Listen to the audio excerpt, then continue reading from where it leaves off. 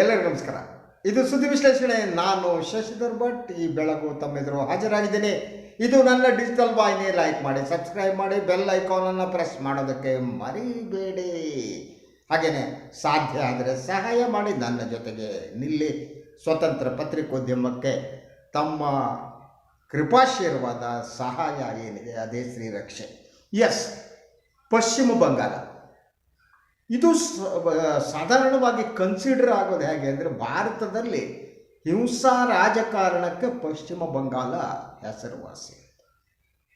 ಅದಕ್ಕೊಂದು ಸುದೀರ್ಘವಾದ ಹಿಂಸಾ ರಾಜಕಾರಣದ ಇತಿಹಾಸ ಇದೆ. ಮೊದಲು ಎಡಪಕ್ಷಗಳು ಇದ್ದಂಥ ಸಂದರ್ಭ ಇರ್ಬೋದು, ಅದಾದ ಮೇಲೆ ತೃಣಮೂಲ ಕಾಂಗ್ರೆಸ್ ಬಂದ ಮೇಲೆ ಇರ್ಬೋದು, ಅದೇ ಸ್ಥಿತಿ. ಹಾಗೆಯೇ ಈಗ ಏನು ನಿನ್ನೆ ಪಶ್ಚಿಮ ಬಂಗಾಳದಲ್ಲಿ ಗ್ರಾಮ ಪಂಚಾಯಿತಿ ಚುನಾವಣೆ ಏನು ನಡೀತು, ಇದುವರೆಗೆ ಸುಮಾರು 18 ಜನ ಅಸುನೀಗಿದ್ದಾರೆ.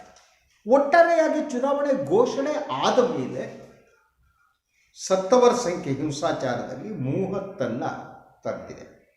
ಸೊ ಭಾರತದ ಇನ್ಯಾವುದೇ ರಾಜ್ಯದಲ್ಲಿ ಈ ರೀತಿಯ ಹಿಂಸಾಚಾರ ನಡೆಯಲ್ಲ. ಆದ್ದರಿಂದ ಪಶ್ಚಿಮ ಬಂಗಾಳ ನಮಗೆ ಮಾದರಿಯಲ್ಲ. ಆದರೆ ಪಶ್ಚಿಮ ಬಂಗಾಳದ ಹಿಂಸಾಚಾರ ನಮ್ಮನ್ನು ಆಲೋಚನೆಗೆ ಹಚ್ಚಬೇಕು ಅಂತ. ಸೊ ನಿನ್ನೆ ಏನು ನಡೀತು, ಗ್ರಾಮ ಪಂಚಾಯತಿಯಲ್ಲಿ ಸುಮಾರು 60,000ಕ್ಕೂ ಹೆಚ್ಚು ಬೂತ್ಗಳಿದ್ವು. ಅದರಲ್ಲಿ 10ಕ್ಕೂ ಹೆಚ್ಚು ಬೂತ್ಗಳಲ್ಲಿ ಹಿಂಸಾಚಾರ ನಡೀತು. ಕೆಲವರು ಮತಪೆಟ್ಟಿಗೆಗಳನ್ನೇ ಹೊತ್ಕೊಂಡು ಓಡೋದು. ಸೊ ಇಂತಹ ಘಟನೆಗಳು ಯಾವುದ್ಯಾವುದೋ ಕ್ಯಾಪ್ಚರ್ ಮಾಡುವಂತಹ ಮತಗಟ್ಟೆಯ ಯತ್ನಗಳು ನಡೆದು, ಸೊ ಬಹಳ ಸ್ಪಷ್ಟವಾಗಿ ಹಿಂಸಾಚಾರ ತಾಂಡವವಾಡ್ತಾ ಇತ್ತು ಅಂತ. ಈ ಸ್ಥಿತಿಯಲ್ಲೇ ಹಲವೆಡೆ ಮತಗಟ್ಟೆ ಅಧಿಕಾರಿಗಳು ಹಾಗೂ ಸಾಮಾನ್ಯ ಜನ ಯಾರು ಮತದಾನ ಮಾಡುವುದಕ್ಕೆ ಬಂದಿದ್ದರು ಅವರು ಕಣ್ಣೀರು ಹಾಕಿದ ಘಟನೆಗಳು ನಡೆದವು. ಇದು ದುರದೃಷ್ಟಕರ ಮಾತ್ರ ಅಲ್ಲ, ನಮ್ಮ ಭಾರತದ ಈ ಒಂದು ಸಂಸದೀಯ ವ್ಯವಸ್ಥೆಯಲ್ಲಿ ಚುನಾವಣಾ ರಾಜಕಾರಣದಲ್ಲಿ ಇದೊಂದು ಕಪ್ಪು ಚುಕ್ಕೆ. ಇದು ಹಾಗೆ ಮಾಡಿದ್ರೆ ಇದು ಫಸ್ಟ್ ಟೈಮು ಅಲ್ಲ. ಆ ಅಂಕಿಅಂಶವನ್ನು ನಾನು ನಿಮಗೆ ಕೊಡ್ತೀನಿ. ಸೊ ಈಗ ಏನಾಗಿದೆ ಅಂದರೆ, ಇವತ್ತಿಂದ ಒಂಥರ ಈ ಬ್ಲೇಮ್ ಗೇಮ್ ಅಂತಾರೆ ನೋಡಿ, ಅದು ಪ್ರಾರಂಭ ಆಗಿದೆ. ಸೊ ಒಂದು ಪಕ್ಷ ಇನ್ನೊಂದು ಪಕ್ಷವನ್ನು ದೂರೋದು, ಆಡಳಿತ ಪಕ್ಷ ಮತ್ತು ಪ್ರತಿಪಕ್ಷ. ಸೊ ಆಡಳಿತ ಪಕ್ಷ ಏನೇ ಮಮತಾ ಬ್ಯಾನರ್ಜಿಯವರ ತೃಣಮೂಲ ಕಾಂಗ್ರೆಸ್ಸನ್ನು ವಿರೋಧ ಪಕ್ಷಗಳು ಅಂದರೆ 3 ಪ್ರಮುಖ ವಿರೋಧ ಪಕ್ಷಗಳೇನಿವೆ, ಭಾರತೀಯ ಜನತಾ ಪಕ್ಷ, CPM ಮತ್ತು ಕಾಂಗ್ರೆಸ್, ಅವರು ತೃಣಮೂಲ ಕಾಂಗ್ರೆಸ್ಸನ್ನು ಮಮತಾ ಬ್ಯಾನರ್ಜಿಯನ್ನು ಬ್ಲೇಮ್ ಮಾಡ್ತಿದ್ದಾರೆ. ಸೊ ಮಮತಾ ಬ್ಯಾನರ್ಜಿಯವರು ತೃಣಮೂಲ ಕಾಂಗ್ರೆಸ್ ಹೇಳ್ತಾ ಇದೆ, ನಮ್ಮ ಕಾರ್ಯಕರ್ತರ ಹೆಚ್ಚಿನ ಸಂಖ್ಯೆಯಲ್ಲಿ ಸತ್ತಿದ್ದಾರೆ, ಆದ್ದರಿಂದ ನಾವು ಕಾರಣ ಅಲ್ಲ ಅಂತ. ಸೊ ಏನು 18 ಜನ ಅಸುನೀಗಿದ್ದಾರೆ. ಈಗ ದೊರಕಿರೋ ಅಂಕಿಅಂಶಗಳ ಪ್ರಕಾರ ಅದರಲ್ಲಿ 7 ಜನ ತೃಣಮೂಲ ಕಾಂಗ್ರೆಸ್ ಕಾರ್ಯಕರ್ತರು ಅಂತ ಹೇಳಲಾಗ್ತಾ ಇದೆ. ಅಂದರೆ ಎಲ್ಲ ಪಕ್ಷದವರು ಓಡಿಕೊಂಡಿದ್ದಾರೆ, ರಸ್ತೆಗೆ ಇಳಿದಿದ್ದಾರೆ, ಮತಗಟ್ಟೆಗಳನ್ನು ವಶಪಡಿಸ್ಕೊಳ್ಳೋಕೆ ಯತ್ನ ಮಾಡಿದ್ದಾರೆ, ಮತಪೆಟ್ಟಿಗೆಯನ್ನು ಹೊತ್ಕೊಂಡು ಹೋಗಿದ್ದಾರೆ. ಒಂದು ಪಕ್ಷದ ಕಾರ್ಯಕರ್ತರು ಇನ್ನೊಂದು ಪಕ್ಷದ ಕಾರ್ಯಕರ್ತರಿಗೆ ಹೊಡೆದಿದ್ದಾರೆ, ಹಲವರು ಅಸುನೀಗಿದ್ದಾರೆ. ಸೊ ಏನು ಪ್ರತಿಪಕ್ಷಗಳು ಏನಿವೆ ಅವರು ದೂಷಿಸುವುದು ಏನು ಆಗಿದ್ದರೆ ಅದು ಬಹಳ ಮುಖ್ಯವಾದ್ದು. ಏನು ಪ್ರತಿಪಕ್ಷದ ನಾಯಕ ಅಸೆಂಬ್ಲಿಯಲ್ಲಿ ಆಗಿರುವಂಥ BJPಯ ಸುವೇಂದು ಅಧಿಕಾರಿ ರಾಷ್ಟ್ರಪತಿ ಆಡಳಿತವನ್ನು ಜಾರಿಗೆ ತರಬೇಕು ಅಂತ ಒತ್ತಾಯಿಸಿದ್ದಾರೆ. ಅವರ ಪ್ರಕಾರ ಇದಿರೋಕ್ಕೆ ಸಾಧ್ಯ ಇಲ್ಲ, ಹಿಂಸಾಚಾರ ನಡೀತಾ ಇದೆ, ಆದ್ದರಿಂದ ರಾಷ್ಟ್ರಪತಿ ಆಡಳಿತವನ್ನು ಜಾರಿಗೆ ತರಬೇಕು ಅನ್ನೋದು ಅವರ ಒತ್ತಾಯ. ಇನ್ನು ಕಾಂಗ್ರೆಸ್ ಅಧ್ಯಕ್ಷ ಅಧೀರ್ ರಂಜನ್ ಚೌಧರಿ ಅವರು ಬೃಹತ್ ಪ್ರಮಾಣದ ಚುನಾವಣಾ ಅಕ್ರಮ ನಡೆದಿದೆ ಅಂತ ಹೇಳಿದ ಮಾತ್ರ ಅಲ್ಲ, ಒಂದು ರೀತಿ ಕಾಂಗ್ರೆಸ್ ಸೋಲನ್ನು ಒಪ್ಪಿಕೊಂಡಂಗೆ ಕಾಣ್ತಾ ಇದೆ. ಅವರು ಸರ್ಕ್ಯಾಸ್ಟಿಕ್ ಆಗಿ ಮಮತಾ ಬ್ಯಾನರ್ಜಿ ಅವರಿಗೆ ಗ್ರಾಮ ಪಂಚಾಯಿತಿ ಚುನಾವಣೆಯಲ್ಲಿ ಗೆದ್ದಿದ್ದಕ್ಕಾಗಿ ಅಭಿನಂದನೆಗಳು ಅಂತೇಳಿದ್ದಾರೆ. ಅಂದರೆ ಈ ಚುನಾವಣಾ ಅಕ್ರಮವನ್ನು ನಡೆಸುವ ಮೂಲಕ ತೃಣಮೂಲ ಕಾಂಗ್ರೆಸ್ ಗೆದ್ದಿದೆ ಅನ್ನುವುದು ಅವರ ವಾದ, ಅವರ ಆರೋಪ. ಆ ರೀತಿಯನ್ನ ಇದು ಮಾಡಿದೆ. ಅದರ ಜೊತೆಗೆ ರಾಜ್ಯ BJP ಅಧ್ಯಕ್ಷರಾದ ಸುಶಾಂತ್ ಮುಜುಮ್ದಾರ್ ಅವರು ಈಗಾಗಲೇ ಅಮಿತ್ ಶಾ ಜೊತೆ ದೂರವಾಣಿಯಲ್ಲಿ ಮಾತುಕತೆ ಕೂಡ ನಡೆಸಿದ್ರು. ಹಾಗೇನೇ ಅವರು ಒಂದು ದೂರು ಪತ್ರವನ್ನು ಕೂಡ ನಡೆಸಿದ್ರು. ಹಲವು ಕಾಲ ಅವ್ರು ಮಾತುಕತೆ ನಡೆಸಿದ್ರು, ಗೊತ್ತಿಲ್ಲ ಅದು ಏನು, ಯಾಕೆ ಮಾತಾಡಿದ್ರು ಏನು ಅಂತ. ಸೊ ಏನಿದೆ ಅಂತ ಅಂದರೆ, ನೀವು ಪಶ್ಚಿಮ ಬಂಗಾಳದಲ್ಲಿ ಚುನಾವಣಾ ಹಿಂಸಾಚಾರ ನಡೀತು ಅಂತೇಳಿ ರಾಷ್ಟ್ರಪತಿ ಆಡಳಿತ ಹಾಕೋಕ್ಕಾಗಲ್ಲ. ನಾನು ಅಂಕಿಅಂಶ ಕೊಡ್ತೀನಿ ನಿಮಗೆ. 2003ರಿಂದ ಇದೇ ಕಥೆ ಇಲ್ಲಿ. ಯಾವುದು ಎಡಪಕ್ಷಗಳಿದ್ದಾಗೂ ಅಷ್ಟೇ, ನಂತರನೂ ಅಷ್ಟೇ. ಆ ಅಂಕಿಅಂಶಗಳು ನನ್ನ ಬಳಿ ಇವೆ. ನಿಮ್ಗೆ ಅದನ್ನು ನಾನು ಹೇಳ್ಬಿಡ್ತೀನಿ ನೋಡಿ.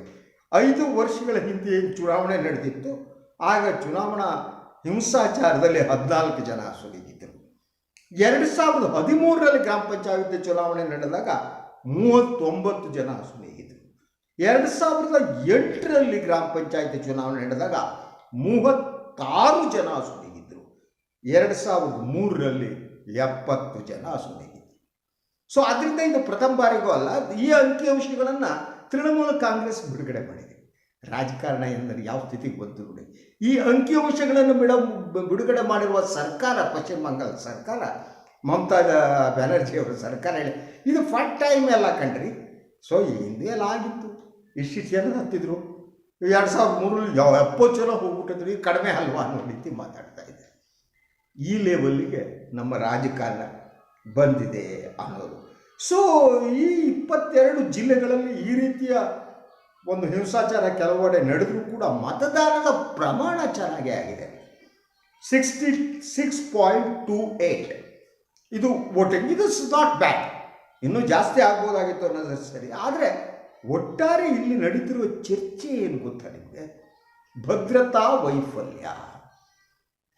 ಭಾರತದಂಥ ದೇಶದಲ್ಲಿ, ಅದು ಪಶ್ಚಿಮ ಬಂಗಾಳದಲ್ಲಿ ಚುನಾವಣಾ ಹಿಂಸಾಚಾರಕ್ಕೆ ಹೆಸರುವಾಸಿಯಾದ ರಾಜ್ಯದಲ್ಲಿ ಭದ್ರತಾ ವೈಫಲ್ಯ ಯಾಕಾಗುತ್ತೆ? Who is responsible for that? ನೀವು ಕೇಂದ್ರೀಯ ಭದ್ರತಾ ಪಡೆಗಳನ್ನು ಕಳಿಸ್ತಿರಲ್ಲ, ತುಕಡಿಗಳನ್ನ ಕಳಿಸ್ತಿರಲ್ವ, ಅದನ್ನು ಯಾವುದು ಸೂಕ್ಷ್ಮ, ಅತಿ ಸೂಕ್ಷ್ಮ ಮತಗಟ್ಟೆಗಳಂತಿರ್ತವೆ, ಅದನ್ನು ನಿರ್ವಹಣೆಗೆ ಕಳಿಸೋದು ಸಾಮಾನ್ಯ. ಅದು ಕಳಿಸಿದ್ರೋ ಇಲ್ವೋ ಈ ಪ್ರಶ್ನೆ ಕೂಡ ಇದೆ. ಸೊ ಒಂದು ಅಂಕಿಅಂಶದ ಪ್ರಕಾರ ಪಶ್ಚಿಮ ಬಂಗಾಳದ ಗ್ರಾಮ ಪಂಚಾಯತ್ ಚುನಾವಣೆಯಲ್ಲಿ 822 ತುಕಡಿಗಳ ಅಗತ್ಯ ಇತ್ತಂತೆ ಭದ್ರತಾ ವ್ಯವಸ್ಥೆಗೆ. ಆದರೆ 660 ತುಕಡಿಗಳನ್ನು ನಿಯೋಜಿಸಲಾಗಿತ್ತು ಅಂತ ಹೇಳಲಾಗ್ತಾ ಇದೆ. ಅದು ಕೇಂದ್ರೀಯ ಭದ್ರತಾ ಪಡೆಯನ್ನು ನಿಯೋಜಿಸಲಾಗಿತ್ತು ಅಂತ. ಆದರೆ ಈ ತುಕಡಿಗಳನ್ನು ಏನು ನೀವು ನಿಯೋಜಿಸ್ತೀರಿ, ಮೊದಲೇ ಸಾಮಾನ್ಯ ಜನರಲ್ಲಿ ವಿಶ್ವಾಸ ತುಂಬುವಂಥ ಕೆಲಸವನ್ನು ಮಾಡಬೇಕಾಗುತ್ತೆ. ಅವಾಗ ವೋಟಿಂಗ್ ಪರ್ಸೆಂಟೇಜ್ ಇನ್ನೊಂದಿಷ್ಟು ಜಾಸ್ತಿ ಆಗುತ್ತೆ. ಅದರಲ್ಲಿ ಜನರು ಮನೆಯಿಂದ ಹೊರಗೆ ಬರಬೇಕು. ಅದಕ್ಕೆ ಭದ್ರತಾ ಪಡೆಗಳೇನಿವೆ ಅವರು ಪಥಸಂಚಲನ ಮಾಡೋದು, ಹೋಗೋದು ಮಾಡಬೇಕು. ಇದು ಸರಿಯಾಗಿ ನಡೆದಿಲ್ಲ ಅಂತ ಅದು ಇದೆ. ಆ ಕಾರಣಕ್ಕಾಗಿ ಇದು ಯಾರು ಜವಾಬ್ದಾರಿ ಅನ್ನುವ ಪ್ರಶ್ನೆ ಕೂಡ ಈಗ ಎದ್ದಿದೆ. ಭಾಳ ಜನ ಭಾಳ ಮಾತುಗಳನ್ನ ಹೇಳ್ತಾರೆ. ಸೊ BJP ಹೇಳುವ ಪ್ರಕಾರ, ಕೇಂದ್ರದಲ್ಲಿ ಅಧಿಕಾರ ನಡೆಸುವ BJP ಹೇಳುವ ಪ್ರಕಾರ, ರಾಜ್ಯ ಮುಖ್ಯ ಚುನಾವಣಾ ಅಧಿಕಾರಿ ಮತ್ತು ರಾಜ್ಯ ಸರ್ಕಾರ ಈ ತುಕಡಿಗಳನ್ನು ನಿಯೋಜಿಸುವ ಕೆಲಸ ಅವರು ಜವಾಬ್ದಾರಿ, ಅವರು ಮಾಡಿಲ್ಲ ಅನ್ನೋದು BJP ಆರೋಪ. ಸೊ ಅಲ್ಲಿ ಏನು ಮುಖ್ಯ ಚುನಾವಣಾಧಿಕಾರಿ ಪಶ್ಚಿಮ ಬಂಗಾಳದಲ್ಲಿದ್ದಾರೆ, ಅವರು ರಾಜೀವ್ ಸಿನ್ಹಾ ಅಂತ. ಹಾಗಿದ್ರೆ ಅವರ ಜವಾಬ್ದಾರಿನ ಅದು? ಅವರು ರಾಜ್ಯ ಸರ್ಕಾರ ಜೊತೆ ಮಾತನಾಡಿ ಎಲ್ಲೆಲ್ಲಿ ತುಕಡಿಗಳು ಬೇಕು, ಎಷ್ಟು ಬೇಕು ಅನ್ನೋ ಚರ್ಚೆ ನಡೆಸಿಲ್ವ? ಗೊತ್ತಿಲ್ಲ. ಈ ದೂರುಗಳು ಪ್ರಾರಂಭ ಆಗಿವೆ. ಅಂದರೆ ಎಲ್ಲ ಒಂದು ಕಡೆ ಭದ್ರತಾ ವೈಫಲ್ಯ ಆಗಿದೆ ಅನ್ನೋದ್ರ ಅನುಮಾನ ಇಲ್ಲ. ಹಾಗಿದ್ರೆ ಯಾಕೆ ಭದ್ರತಾ ವೈಫಲ್ಯ? ಹಿಂಸಾಚಾರ ನಡೀಲಿ ಅಂತ ಯಾರಾದರೂ ಬಯಸ್ತಾ ಇದ್ರ? ತೃಣಮೂಲ ಕಾಂಗ್ರೆಸ್ ಬಯಸ್ತಾ ಇತ್ತಾ? ಮಮತಾ ಬ್ಯಾನರ್ಜಿ ಅವರು ಬಯಸ್ತಾ ಇದ್ರ? ಅಥವಾ BJP ಬಯಸ್ತಾ ಇತ್ತಾ? ಕಾಂಗ್ರೆಸ್ ಬಯಸ್ತಾ ಇತ್ತಾ? CPM ಬಯಸ್ತಾ ಇತ್ತ? ಯಾರಿಗೆ ಬೇಕಾಗಿತ್ತು? ಅಥವಾ ಈ ಎಲ್ಲ ರಾಜಕೀಯ ಪಕ್ಷಗಳಿಗೆ ಇಂಥ ಚುನಾವಣಾ ಹಿಂಸಾಚಾರ ಬೇಕಾಗಿತ್ತ? ಅವರಿಗೆ ಅವರು ಎಕ್ಸ್ಪೆಕ್ಟ್ ಮಾಡ್ತಾ ಇದ್ರ? ಸೊ ಈ ಚುನಾವಣಾ ಹಿಂಸಾಚಾರಗಳೇನಿವೆ, ನೀವು ಪಶ್ಚಿಮ ಬಂಗಾಳದಲ್ಲಿ ಎಡಪಕ್ಷಗಳಿದ್ದಾಗ ಅವರಿಗೂ ಹಿಂಸಾಚಾರದಿಂದ ಲಾಭ ಆಗಿತ್ತು. ಈಗಲೂ ಕೂಡ ಮಮತಾ ಬ್ಯಾನರ್ಜಿ ಅವರಿಗೆ ಲಾಭ ಆಗ್ಬೋದು. ಆದ್ದರಿಂದ ಅವರು ಸುಮ್ಮನೆ ಉಳಿದ್ರು ಅಂತ ಹೇಳೋಣ. ಅಥವಾ ರಾಜ್ಯದಲ್ಲಿ ಚುನಾವಣಾ ಹಿಂಸಾಚಾರದ ಕಾರಣವನ್ನು ಇಟ್ಕೊಂಡು ಈಗೇನು BJPಯ ಪ್ರತಿಪಕ್ಷದ ನಾಯಕಗಳು ಕೇಂದ್ರಕ್ಕೆ ಒತ್ತಾಯ ಮಾಡಿದ್ದಾರೆ, ಬೇಡಪ್ಪ ನೀವು ಪಶ್ಚಿಮ ಬಂಗಾಳದಲ್ಲಿ ರಾಷ್ಟ್ರಪತಿ ಆಡಳಿತ ಜಾರಿಗೆ ತಂದುಬಿಡೋ ಅನ್ನೋ ಹುನ್ನಾರ ಇರ್ಬೋದು ಇದರಲ್ಲಿ. ಅದಕ್ಕಾಗಿ BJP ಕಾರ್ಯಕರ್ತರು ಕೂಡ ಈ ಹಿಂಸಾಚಾರದಲ್ಲಿ ತೊಡಗಿದ್ರ? ಈ ಪ್ರಶ್ನೆಗಳಿವೆ. ರಾಜಕೀಯದಲ್ಲಿ ಏನು ಬೇಕಾದರೂ ಆಗುತ್ತೆ. ಅಧಿಕಾರ ಕೇಂದ್ರಿತ ರಾಜಕಾರಣ ಇದು. ಅಧಿಕಾರಕ್ಕಾಗಿ ಏನು ಮಾಡುವುದಕ್ಕೂ ಈ ರಾಜಕಾರಣಿಗಳೇ ಹೆಸಲ್ಲ. ಅವರಿಗೆ ಜನರು ಅಂದರೆ ಒಂದು ಮತದ ಒಂದು ಯಂತ್ರ, ರೆಡಿ ಟು ಪರ್ಚೇಸ್. ಅಧಿಕಾರಕ್ಕಾಗಿ ಹಿಂಸೆಯನ್ನು ಮಾಡಬಲ್ಲರು, ರಕ್ತಪಾತ ಮಾಡಬಲ್ಲರು. ಅದು ಭಾರತ ರಾಜಕೀಯ ಇತಿಹಾಸದಲ್ಲಿ ಒಂದಕ್ಕಿಂತ ಹೆಚ್ಚು ಬಾರಿ ಪ್ರೂವ್ ಆಗೋಗಿದೆ. ನೀವು 2000 ನಂತರ ನೋಡಿದರೆ ಚುನಾವಣೆಗಾಗಿ ಏನೂ ಮಾಡೋದಕ್ಕೆ ಹೇಸದ ನಿರ್ಲಜ್ಜ ರಾಜಕಾರಣಿಗಳು, ಅಯೋಗ್ಯ ರಾಜಕಾರಣಿಗಳು, ಈ ದೇಶದ ಬಗ್ಗೆ ಕನಿಷ್ಠ ಗೌರವ ಪ್ರೀತಿ ಇಲ್ಲದ ರಾಜಕಾರಣಿಗಳು, ಹಿಂಸೆಯ ಬೆಂಕಿಯಲ್ಲಿ ಚಳಿ ಕಾಯಿಸ್ತಾ ಇರುವ ರಾಜಕಾರಣಿಗಳು. ಇಂತಹ ರಾಜಕಾರಣಿಗಳು ಇರುವವರೆಗೆ ಈ ದೇಶದ ಜನತಂತ್ರ ಎಷ್ಟರ ಮಟ್ಟಿಗೆ ಯಶಸ್ವಿ ಆಗುತ್ತೋ ನನಗೆ ಗೊತ್ತಿಲ್ಲ. ಆದರೆ ಇದಾಗಬಾರದು. ಇದು ಇವತ್ತಿನ ಸುದ್ದಿ ವಿಶ್ಲೇಷಣೆ. ಇನ್ನೊಂದು ವಿಚಾರದೊಂದಿಗೆ ಮತ್ತೆ ಬರ್ತೀನಿ. ಎಲ್ಲರಿಗೂ ಒಳ್ಳೆಯದಾಗಲಿ ಈ ದಿನ. ಹಾಗೆಯೇ ನನ್ನ ವಾಹಿನಿಯನ್ನು ಲೈಕ್ ಮಾಡಿ, ಸಬ್ಸ್ಕ್ರೈಬ್ ಮಾಡಿ, ಬೆಲ್ ಐಕಾನ್ ಪ್ರೆಸ್ ಮಾಡೋದಕ್ಕೆ ಮರಿಬೇಡಿ. ಹಾಗೆ ಸಾಧ್ಯ ಆದರೆ ಸಹಾಯ ಮಾಡಲಿ. ಇವತ್ತು ದಿನ ನಮಗೆ ಒಳ್ಳೆಯದಾಗಲಿ. ನಮಸ್ಕಾರ.